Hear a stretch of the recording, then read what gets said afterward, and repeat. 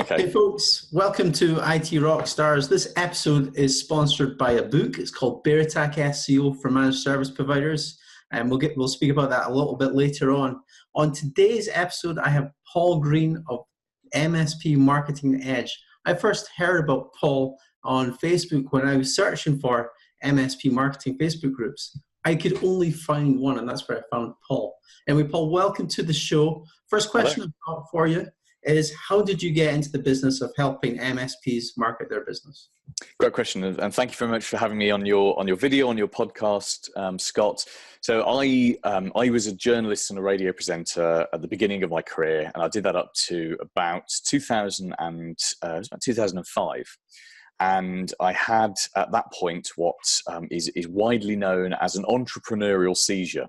And if you've ever read the book The E-Myth Revisited by Michael Gerber, you'll know that that's that point where you think, I should work for myself. So I quit my job, my well-paid media job, and set myself up in my spare bedroom and started a business. And over a period of just over 10 years, learned all the lessons, made all the mistakes, ran out of cash, screwed everything. What was the biggest mistake you made?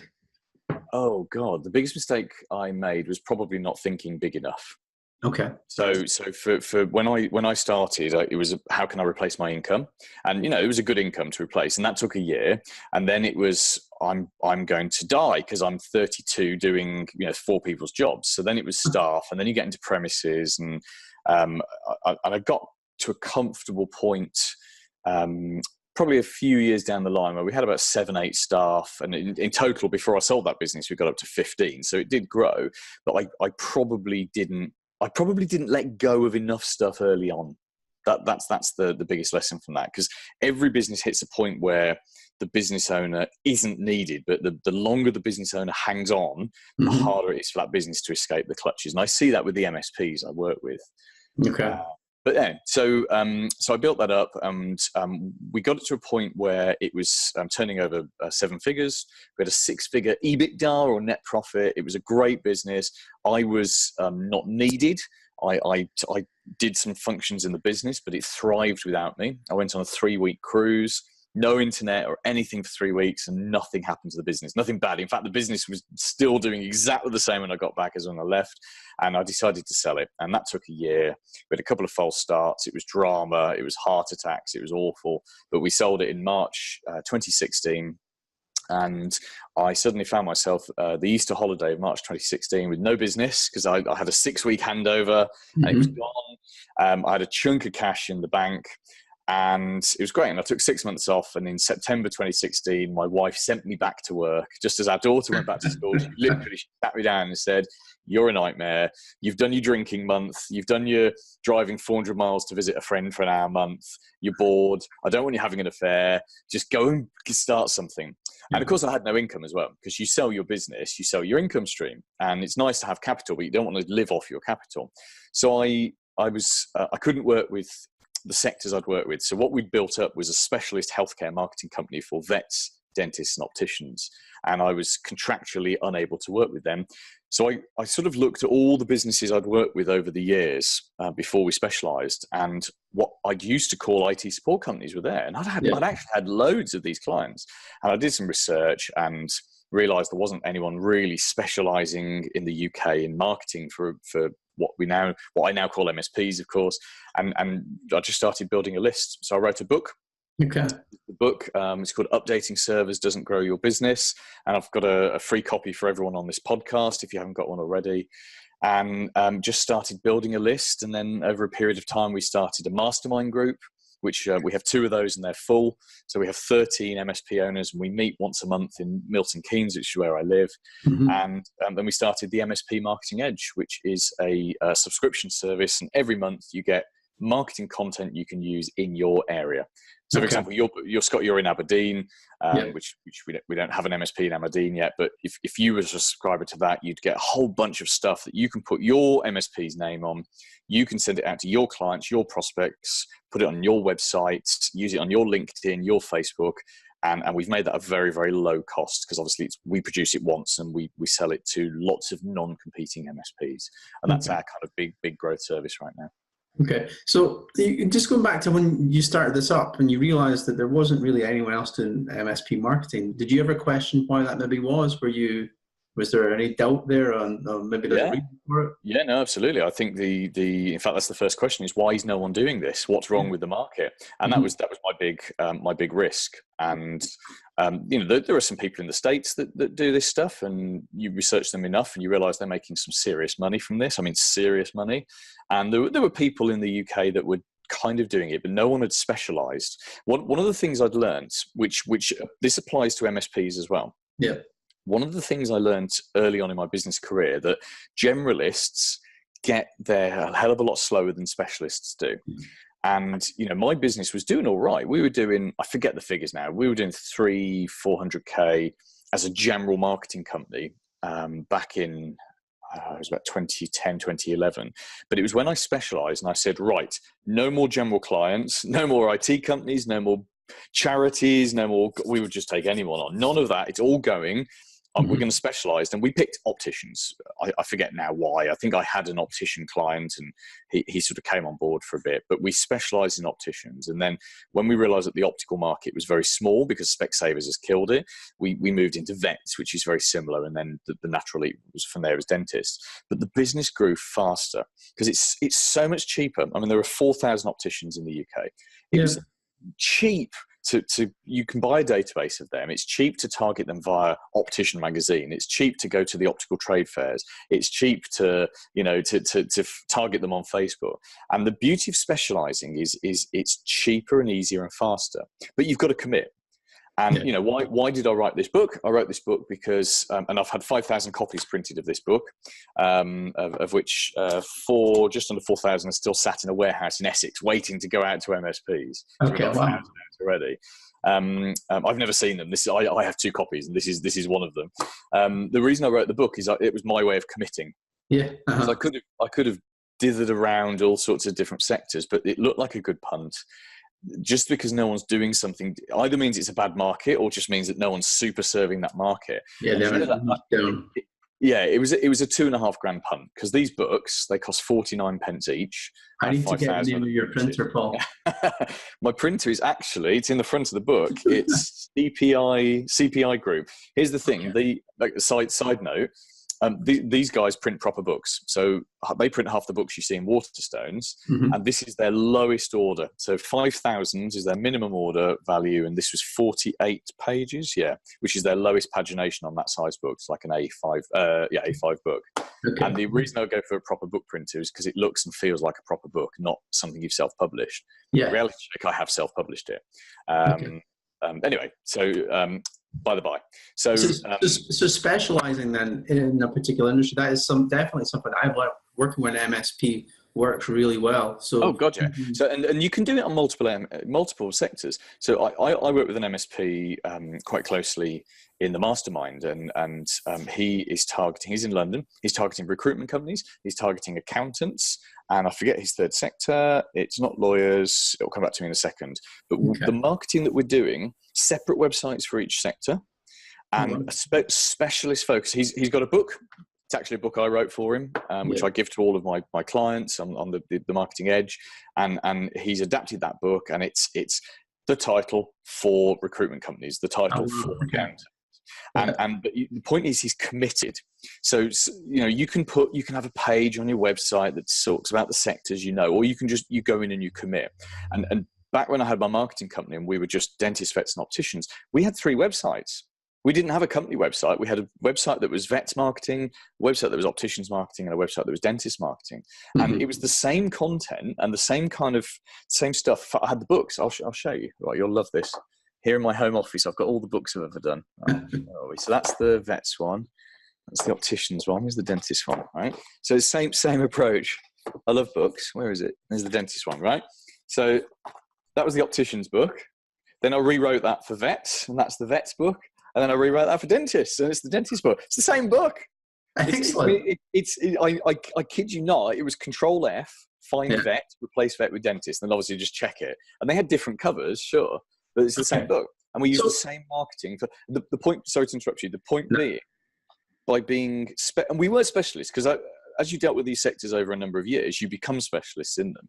So my team were all specialists in what they did, but it all started with committing and saying, we're going to spend some money. We're going to go into this market. We're going to commit to it, and then we've kind of burnt our bridges. We can't be generalists. We've got to be specialists, and that's a really powerful thing to do, because you then, as the leader of the MSP, the leader of the business, you've got to drag everyone. You've got to orientate the whole business around being a specialist. Yeah, and you've got to say no then to other people that come to you. Exactly. Yeah. Exactly. Yeah. But I know from a sales perspective, when you go and say that we only do IT support for accountants or zero consultants or something like that, it's a much easier conversation to get into with that accountant. It's easier to sell. You can charge more, and the clients respect you more. Yeah, it really is. It's, you know, and in fact, you have to charge more when you're a specialist. Otherwise, you're not seen as a true specialist. Yeah, this is some great advice right here. I always try and get sort of practical tips from these interviews. So that's the first one right there. So getting onto the MSP Marketing Edge, Paul, you mentioned it's about content. Can you give us some ideas of the type of content that you're producing for your client base? Yeah, so it's non-techie content for prospects. So what we don't need is more techie guides on stuff, but we talk about things that matter to them. So, for example, we talk about phishing. I think that's this month's content. Yeah. But although we use the word phishing, rather than talk about the technical aspects of it, which nobody outside the MSP world cares about, we talk about the implications of it. And GDPR comes up a lot, not in terms of law breaking, but in terms of imagine how screwed you'd be if you left a laptop on your train because you'd had a few beers and you fell asleep and you left your laptop and it's got 15,000 contacts on it, and you've got to tell all of them now you've lost your laptop, and you've got to tell the ICO, and you've got to do all this, and you've got to, you know, and so it's about putting technical issues into everyday language. So we then cover that off in a series of different ways. So every month there's an educational guide which you can put your branding on, and some people print it, some people just put it on their website. There's a video which you embed in your website. There are emails for prospects, emails for clients, there's social media content, and there's a whole bunch of stuff. And the whole point is it's you know, marketing works best when you're constantly putting stuff out and putting stuff out and putting stuff out. Yeah. And we say to our members, get on Hootsuite, schedule this stuff out, and it's about building a relation. You know, why did I write a book? Because I wanted to build a relationship with thousands of MSPs before I tried to sell them something. And it's exactly the same concept for the MSPs. And someone switching from one MSP to another, it's a really long burn because it's a big deal. It's a big decision, you know. MSPs have the ability to screw the entire business quite quickly. They're very sort of sticky clients, aren't they? They are. Well, that's one thing that makes running an MSP a great business, and it also makes it a terrible business. It's great because your retention is amazing. Even if you're crap, your retention's good, but it makes it quite difficult to win new clients. So don't meet someone on Monday and ask for the business on Tuesday. Meet them on Monday, build a relationship with them, get them to know you. You know, it's the digital equivalent of having a coffee with them. It's why LinkedIn works so well. LinkedIn is just amazing right now for generating leads and building relationships. And all these marketing materials which the members get, you can just use them in so many different ways so that people feel they know you a little bit because we're educating them. And then when you sit down and have the conversation, you're guaranteed a place at the table. B, often you're the only person at the table because you're the only person that's bothered to build a relationship with people before you ask them to buy something. Is there any type of, you've got all this content that you're offering in the Marketing Edge, is there any sort of framework that you provide in regards to, you know, you mentioned Hootsuite and putting it out there, but is there like a checklist or, you know, all this content, what do I do with it now? Yeah, there's loads of stuff. We do a monthly checklist. We've got 39 support videos, which answer questions like, what should I do with? What's the best way to do this? Down to, there's a press release, for example, and, you know, how do you find out your local media? How do you send it out? Do you follow it up? What do you do with coverage when you get it? All of that kind of stuff's in the videos. And then we have a private Facebook group, and that's just for active members. And I'm every day and answering those kind of questions. What about measuring the results from all of this content, all this marketing activity? Yeah, the results are sales appointments and clients. That's the results from it. Excellent. You know, and you're going to say to me, right, how many clients has one of your MSPs got? I don't know off the top of my head, because that's the thing. We've got 90 odd MSPs that use this, and I don't know the results from all of them, but I know that people have won clients from it, because it's compared to doing nothing, it's better. It's don't get me wrong, what will be better is generating your own content, creating your own videos, putting your own guides together, writing your own emails. But the MSPs who do this, and we've got 100 grand MSPs, we've got 4 million MSPs using this. We've got everything in between. Doing something is better than doing nothing. Doing something that's imperfect is better than doing nothing perfectly. Okay, interesting. So I know that is, one of the thoughts that I've had. There are some larger marketing companies in the States that market to IT businesses, and they have all this content, and it's from an MSP's perspective, the resources and the time involved in doing that marketing, putting that content out. Do you find that there's any friction there when they just don't have the time to actually market their business? Yeah, it's a common problem, and one of the things I'm always banging on about is finding 60 to 90 minutes a day to work on your business rather than in your business, because everyone spends too much time working in the business. My pet hate is when the owner gets dragged into support tickets, low-level support tickets, when they really don't need to, because it's stealing them away from doing the things that grows the net profits. Yeah, they shouldn't be touching the operations whatsoever. They shouldn't be, but most owners of MSPs are technicians first. And again, going back to Michael Gerber's book, The E-Myth Revisited, you've got 3 levels of operations. You've got technician, manager, and entrepreneur. We all sit comfortably in one of those. Personally, I sit most comfortably in manager. So I have to force myself to be the entrepreneur, and I have to force myself to be the technician. And not all, but the vast majority of MSPs I've met, they're most comfortable at technician level, and they have to force themselves into entrepreneur, if that makes sense. Yeah, that definitely makes sense. Okay, let's get on to some sort of practical examples. I know when we connected on LinkedIn, you mentioned that you could give us some practical tips on MSP marketing to new clients and marketing to existing clients. So today, what would you think is the best route to market to new clients?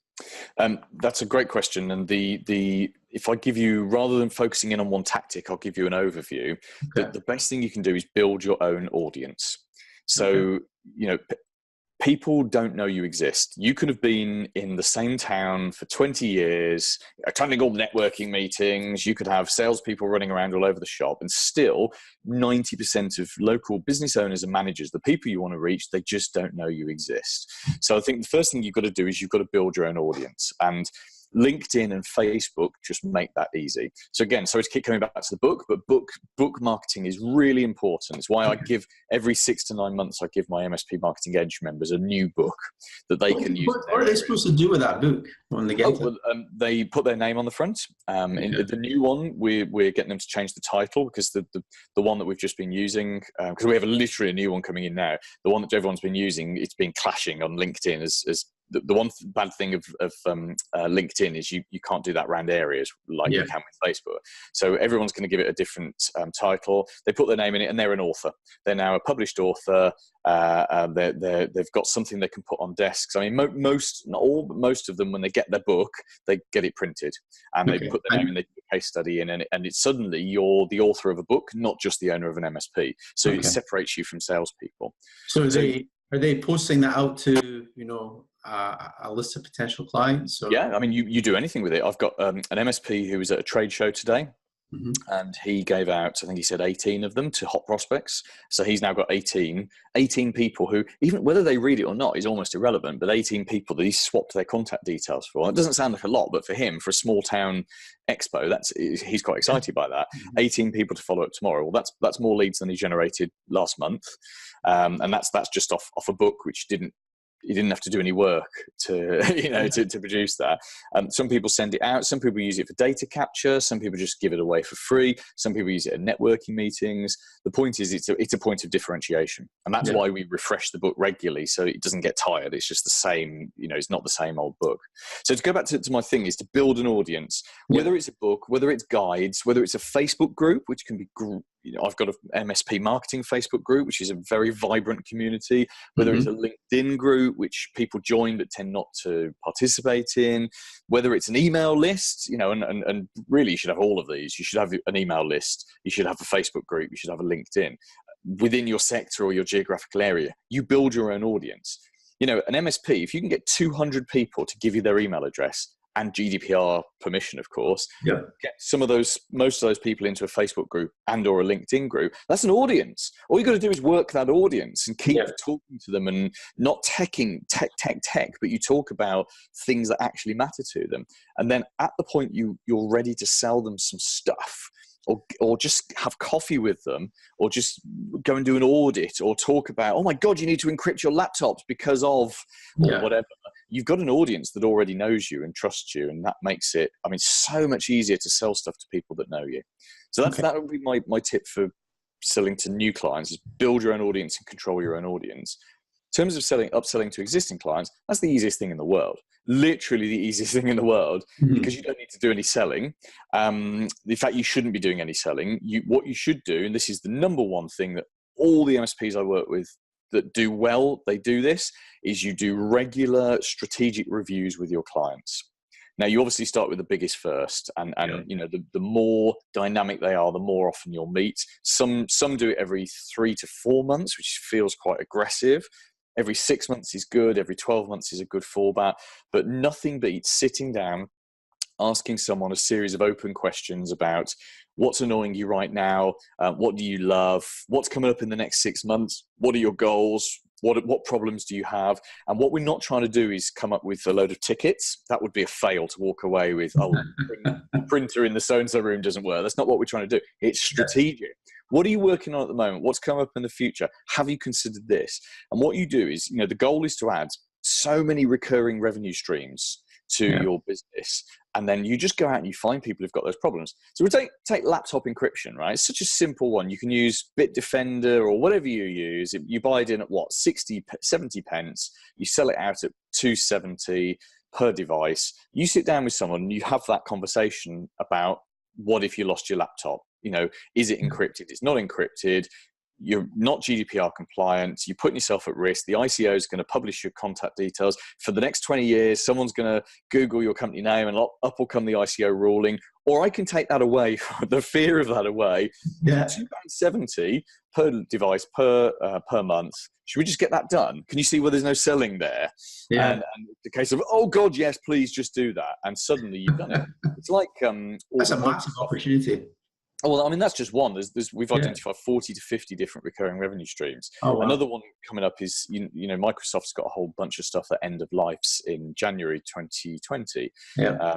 Don't ask me to list it, because I'm not a techie person, but there's one of the Office versions, there's Windows Server 2008, something else, and there's a whole bunch of stuff, and it all just goes in January 2020.